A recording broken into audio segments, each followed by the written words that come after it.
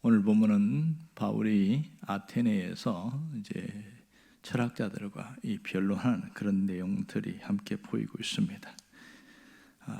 바울이 지금 제일 처음에 간 곳은 유대인의 회당이었습니다. 항상 회당이 있으면 먼저 들어가게 되어지죠. 여기서 보면 거기서는 설교를 하고 또 나와서는 장터에서 다른 사람들과 대화, 일종의 변론을 하는데, 이 장터는 우리가 이미 본 대로 아고라 광장을 말합니다.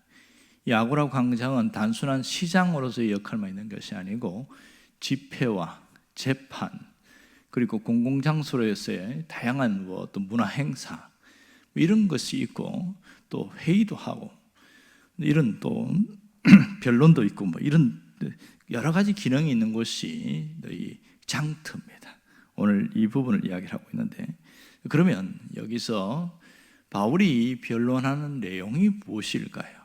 그것이 오늘 바로 18절에 나오는 후반절에 보면 나오는데, 그는 이제 스토아 철학자, 에피쿠로스 철학자 이 두 사람들 서로 함께 서로 변론하면서 핵심은 그거예요. 예수 그리스도와 또 그리스도의 부활에 대한 이야기로 서로 변론을 이렇게 하고 있습니다. 자, 이렇게 논쟁을 한 적은 한 번도 없죠. 보통 이제 바울이 다른 데 가서는 아주 강력한 선포를 하고 이렇게인데, 이 아테네에 와서 유일하게 이들과 논쟁을 벌이는 그런 모습이 나타나고 있습니다. 그러니까 다른 데서도 말한 것처럼 바울의 핵심 그거죠. 예수와 부활을 전하는 것은 지금 무생물인 이 우상 숭배 속에서는, 그 속에서 사람이 참 생명이 없고 영원한 생명은 있을 수 없다. 이게 핵심 요지였습니다. 그러나 그들이 어떻게 반응했는지 하는 것은 뒷부분에 잘 나와 있습니다. 자, 이들이 이 생명에 대해서 이야기했을 때에 그것을 그대로 받아들이지 않았다는 것이 안타까운 얘기이긴 하지요. 결국은 그들이 섬기는 우상에 대하여 버리지 않아야 했다. 이것이 안타까운 현실이긴 합니다. 자, 보면 우리가 예수를 믿는데 외형적으로 우상을 섬기는 적은 거의 없어요. 왜냐하면 또 하나님을 잘 섬기고 그렇게 합니다. 그러나 가끔 어떤 사람들은 자기 자신이 더 강력해서 말씀보다는 자기 자신의 어떤 뜻대로, 자기 계획대로 되어야 되는 그런 일들에 더 힘을 갖고 살아가는 사람들도 있어요. 이걸 뭐라고 그러냐면, 어제도 말씀드렸습니다만은 자기 숭배자다, 이렇게 표현을 하고 있습니다. 어떤 분이 쓴 그 편지를 보니까 이렇게 써놨어요. 어느 교회에서 아마 공개된 편지 같은데, 자신이 이제 어머니가 피아니스트로 키우기 위해서 12살부터 아주 혹독하게 훈련을 시켜서 또 외국에 나가고 그렇게 하고 또 뭐 입상도 하고 그렇게 해서 뭐 전문 피아니스트가 됐는데, 그 이제 결혼을 하게 됐죠. 그리고 아이 둘을 키우는데 자기 생업도 유지하면서 아이를 키우는 게 여간 힘든 게 아니에요.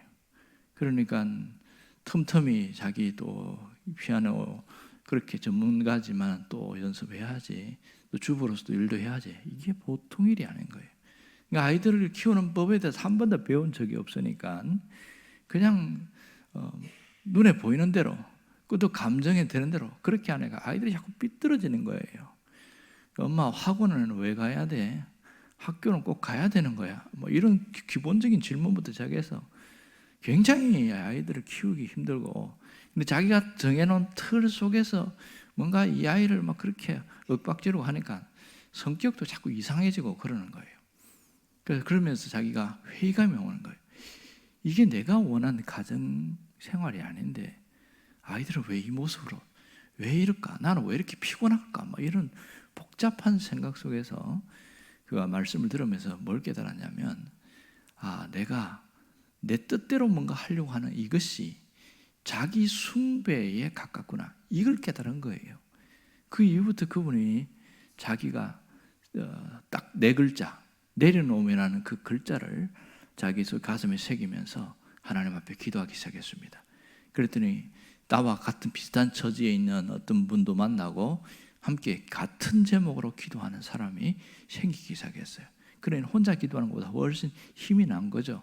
뭐 같은 시간에 와서 예배당에서 기도하고 그러면서 함께 고민도 나누고, 결국 핵심은 주님께 맡기는 것 외에 아무것도 없다. 그러면서 철저하게 맡기고 내가 이 아이를 내가 원하는 대로 키우고자 하는 것을 꺾어버리기 시작한 겁니다. 그때부터 철저하게 하나님 앞에 꺾어버리고 주님 뜻대로 되게 해주세요. 그러면서 아이들에게 자유를 주기 시작했습니다.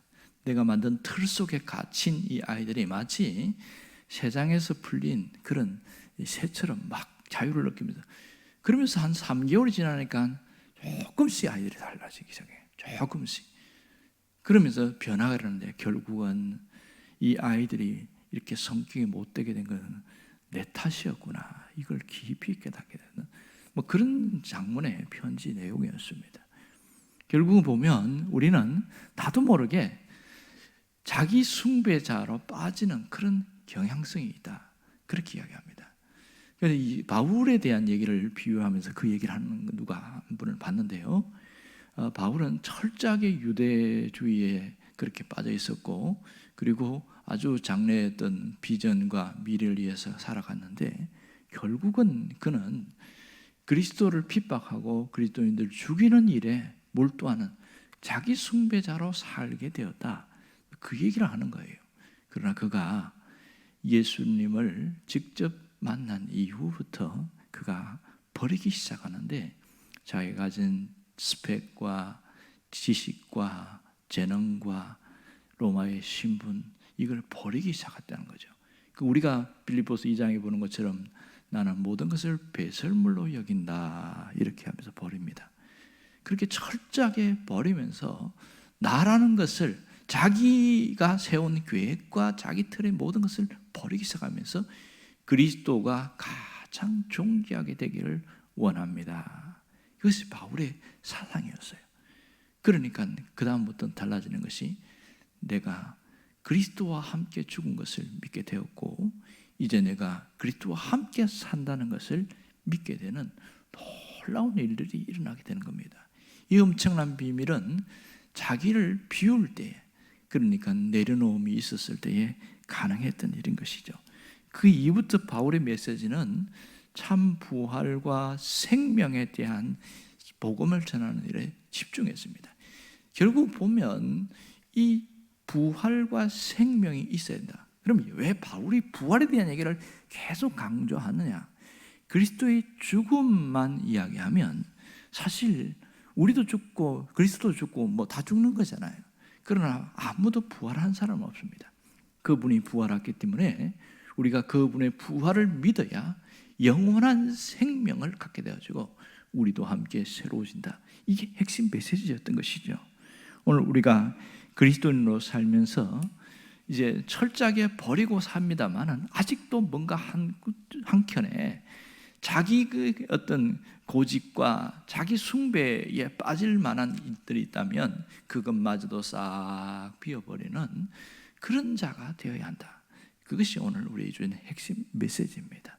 주님은 우리가 오직 예수만 남기를 원하는 것이죠. 그래야 우리의 삶이 주님이 온전히 주관할 수 있는 그런 은혜로운 삶으로 세워줄 수 있다는 것을 잊지 않기를 주의 이름으로 축원합니다. 기도하겠습니다.